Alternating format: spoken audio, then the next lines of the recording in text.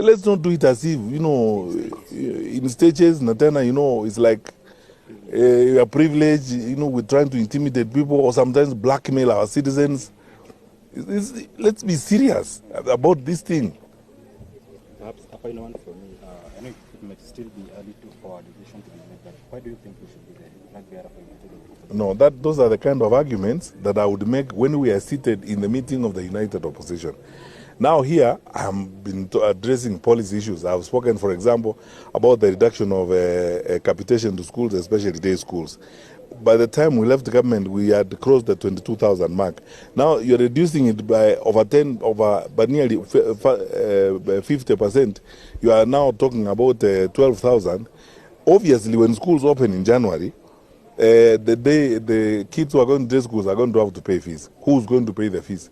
The same parents who are struggling with SHA, the same parents who are struggling with the housing levy, the same parents who are struggling. I mean, are we serious, honestly?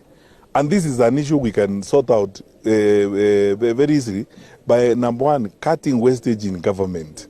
We have an opulent, wasteful government, big offices, big titles, big people, I don't know how many tons of advisors who will be earning salaries, big jobs and so on. We behave as if we are a developed country. Frankly, this is not rocket science, honestly. Which country in the world that wants to go serious does those kinds of things? And you are now putting our kids out. If we are not very careful, our dropout rates will go back to the pre-Kibaki days. Yeah. Because you see, what are you telling me? If we are playing games around, using language and semantics. They don't want to say, look, we are going to abolish for example, examination fees and so on and so forth. If you told an ordinary parent to spend 5,700 to pay for exams, 5,700, how many parents will manage that? This is common sense. You don't need philosophers around the table to help you. You look at the context in which you are working on. Look at the challenges you have. You find a way of saving resources and putting them on the criticals. The criticals in this society are education, health, and then from there, security. So you look at how you can mop up resources and put them in the criticals. So this is not the time when you have a truckload of advisors, everybody who's, collect every political stillborn and make them something. And we call them what, so on. Then in the process, you're paying them money, they're driving around government money and so on and so forth. Then people are flying around the country in choppers and so on, telling, empowerment. The IEBC is not prepared for a proper voter registration.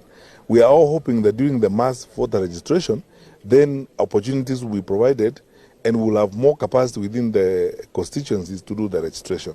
Otherwise, as the numbers now look, they sometimes portend a sense of discouragement and frustration, especially because of the low deployment by IEBC. Where the centers where most of our young people are found, universities, colleges, polytechnics, MTCs and so on. These should be registration centers. That's what we should do. The IBC should have these mobile registration points going to where our young people are.